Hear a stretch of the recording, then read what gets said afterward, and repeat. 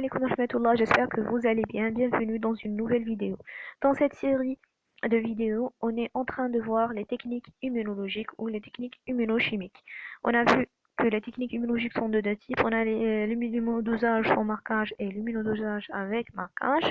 Les techniques d'immunodosage sans marquage sont principalement les réactions d'agglutination et de précipitation. On les a vues en détail sur la vidéo précédente.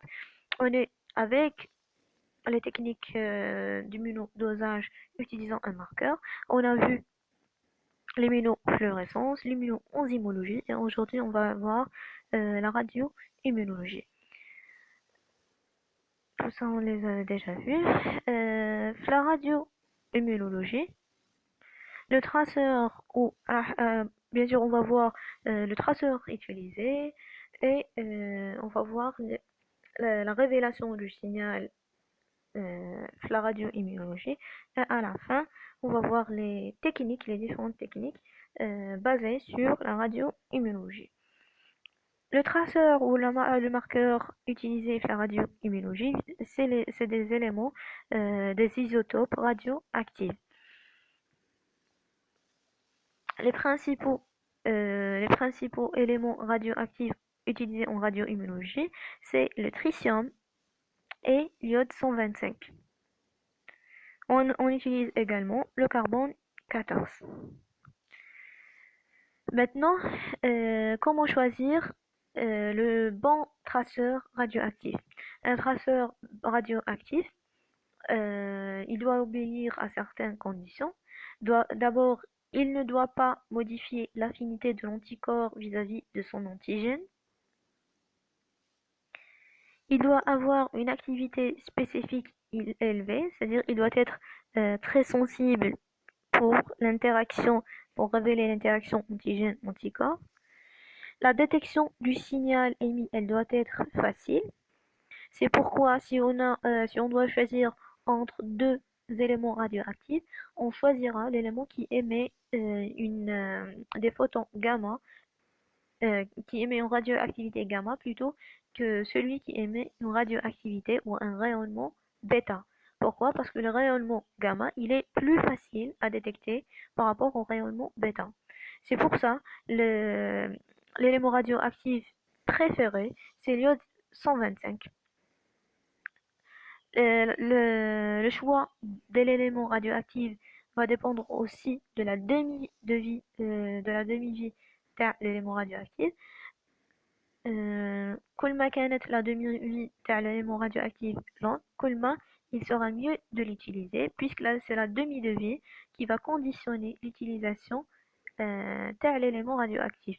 كي تكون la demi-vie de l'élément radioactif courte, c'est-à-dire la radioactivité ou la décroissance radioactive de l'élément du traceur radioactif sera moins forte. La décroissance sera plus rapide et cette décroissance va limiter l'utilisation de l'élément radioactif. Bien sûr qu'on a l'élément préféré en radioimmunologie, c'est l'iode 125. Il a, euh, il a une demi-de-vie qui est très longue, et la détection du signal ou de du rayonnement émis, elle est facile puisque c'est un émetteur du rayonnement gamma. Donc ça c'était le traceur les traceurs utilisés en radioimmunologie. Maintenant, les techniques utilisées en radioimmunologie. À l'inverse, à l'inverse des techniques d'immunofluorescence, d'immunoenzymologie, les techniques de radioimmunologie sont toutes des techniques quantitatives qui vont permettre le dosage radioimmunologique. Donc les techniques radioimmunologiques ou les techniques de dosage radioimmunologique, selon leur procédé, on a une technique par compétition, le dosage radioimmunologique par compétition et le dosage radioimmunologique sans compétition. La technique ou la méthode de dosage radioimmunologique avec compétition, elle est appelée radioimmunoessai, bien en français radioimmunodosage. Sans compétition, on parle d'immunoradiométrique essai, bien de dosage radioimmunométrique, du dosage radioimmunométrique. On va voir chacune de ces deux techniques en détail. Donc on a seulement deux techniques de dosage radio-immunologique. On commence par le dosage radio-immunologique par compétition où la radio, la radio-immuno-essai, la technique de radio-immuno-essai par compétition. Qui met l'immunofluorescence par compétition et l'immunoenzymologie par compétition, dosage radio-immunoenzymologique par compétition. Toujours, on va utiliser des anticorps fixés sur un support. On met la solution à les antigènes à doser et on rajoute des antigènes marqués. Les antigènes à doser et les antigènes marqués vont rentrer en compétition sur les sites de liaison avec les anticorps. Et puis, la quantité, la radioactivité émise, ou le signal radioactif, le rayonnement émis, il sera inversement proportionnel à la concentration des antigènes. Pourquoi? Toutes les réactions de compétition, quelle que soit la nature du traceur, c'est-à-dire qu'il soit un fluorophore ou une enzyme ou bien un traceur radioactif, toujours les dosages par compétition, le signal détecté il est inversement proportionnel à la quantité d'antigène à doser. Pourquoi? Parce que d'autant plus l'antigène à doser, la concentration elle est importante, il va occuper plus de sites de liaison avec les anticorps. Les sites qui restent pour les antigènes marqués seront moins nombreux et on aura un signal qui est moins important. Donc elle est inversement, la concentration elle est inversement proportionnelle à la radioactivité. Ça, c'était la première technique, c'est le radio-immunodosage par compétition. Le radio-immunodosage sans compétition, cette méthode, le procédé utilisé pour la radio-immunologie sans compétition, c'est le dosage en sandwich. Le procédé en sandwich qui met le procédé en sandwich, l'immunofluorescence et l'immuno-enzymologique l'ELISA en sandwich. On va toujours fixer des anticorps sur un support. On va mettre la solution des antigènes. Les antigènes vont lier les anticorps. Et puis on rajoute des anticorps marqués. Et cette fois-ci, les anticorps sont marqués par un isotope radioactif. L'antigène sera pris en sandwich entre les anticorps fixés et les anticorps marqués. Dans le cas, la radioactivité, elle sera directement proportionnelle à la concentration de l'antigène dans la solution. On prend comme exemple ou application le radio-immunodosage sans compétition ou le dosage radio-immunométrique en sandwich. Le test RAST, le radio-allergosorbent test, le radio-allergosorbent test. Le test, c'est un dosage radio-immunométrique en sandwich où l'élément recherché ou l'élément qu'on veut doser, c'est les IgE spécifiques, le sérum d'un patient. C'est un test d'allergie. On va mettre des allergènes, on va fixer des allergènes sur le support. On rajoute le sérum du patient, les IgE spécifiques contre les allergènes, ils vont fixer les antigènes. Et puis, on va rajouter une anti-immunoglobuline humaine marquée par un isotope radioactif. L'anti-immunoglobuline humaine va fixer les IgE et on aura la production de la radioactivité. Le texte, c'est les IgE spécifiques qui seront pris en sandwich entre les allergènes et les anticorps anti-immunoglobulines E spécifiques marqués. Maintenant, on va faire cette réaction avec des concentrations croissantes d'IgE et on va mesurer chaque fois la radioactivité. On trace la courbe et puis pour la solution qui contient le sérum du patient, on détecte la radioactivité et par extrapolation, on obtient la quantité d'IgE spécifique, le sérum du patient. Et là, c'est le radio-allergosorbent test, qui est un dosage radio-immunométrique en sandwich. Donc on a vu le traceur utilisé en radioimmunologie. On a vu les différentes techniques radio-immunologiques qui sont au nombre de deux, le radio-immunodosage avec compétition et le radio-immunodosage sans en compétition, ou le dosage radio-immunométrique.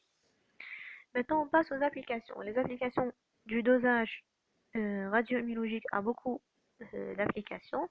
Il est appliqué en allergologie, qui m'a fait les tests de l'allergie chronique, le RAST, pour la recherche des IgE spécifiques, et le RIST normalement pour la recherche des IgE totales. On utilise le flottant-immunité pour la recherche des anticorps anti-ADN natifs. On parle du test de phare. En endocrino, le dosage d'hormones FSH, LH, TSH, etc. Le dosage de la bêta-HCG, les dosages des facteurs de croissance, l'hormone de croissance, la GH, et les GF1, etc. Et l'application la plus importante, c'est le dosage des marqueurs tumoraux en cancérologie. En ce qui est des avantages et des inconvénients tel le dosage radioimmunologique, il faut savoir que le dosage radioimmunologique a beaucoup d'avantages. Premièrement, c'est un test qui est très sensible, puisque toute molécule de traceur radioactif sera mise en évidence par la mesure de la radioactivité. Donc il est très spécifique. Toute liaison d'antigène avec l'anticorps marqué va émettre un signal, un rayonnement qui sera détecté. Le marquage par des isotopes radioactifs, c'est un marquage facile. Le signal le signal émis, c'est un signal direct. C'est l'isotope lui-même qui va émettre la lumière. Par exemple, le l'immunoenzymologie, on avait l'enzyme qui doit transformer le substrat en un produit, et c'est le produit qui sera coloré et qui va émettre la luminosité. Tandis que la radioimmunologie, c'est c'est le traceur radioactif lui-même, par exemple l'iode 25, l'iode 125, qui va émettre le signal directement.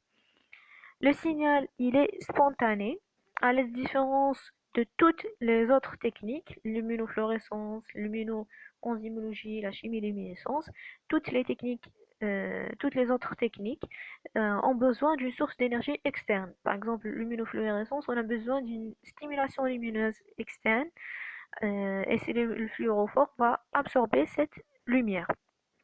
Le cas d'une enzyme, on a besoin d'une énergie produite par la réaction chimique que l'enzyme va effectuer pour transformer le substrat en un produit. La chimie-luminescence également, l'énergie elle est produite par une réaction chimique.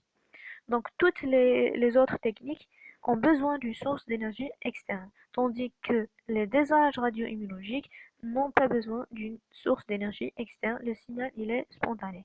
Donc 4 avantages: sensibilité très élevée, marquage facile, signal direct et signal spontané. Toutefois, ces techniques radio-immunologiques ont des inconvénients. Premièrement, la radioactivité qui est néfaste. Donc, on doit prendre beaucoup de précautions et surveillance par rapport euh, à la manipulation de la technique. Ensuite, la détection du signal, elle est lente. Et à la fin, on a la décroissance radioactive. On a déjà dit, on doit choisir un élément radioactif qui a une durée de vie longue. Des fois, ce n'est pas possible. Donc, la décroissance radioactive va limiter l'utilisation du traceur radioactif. Donc, au fait de la vidéo, on a vu le dosage radioimmunologique en détail, les traceurs utilisés, les techniques, à savoir le dosage radioimmunologique par compétition et sans compétition en sandwich. Et à la fin, on a vu les applications, le dosage radioimmunologique, les avantages et les inconvénients. Je vous remercie. Si vous avez aimé la vidéo, laissez un j'aime, un commentaire, et bon courage pour vos révisions.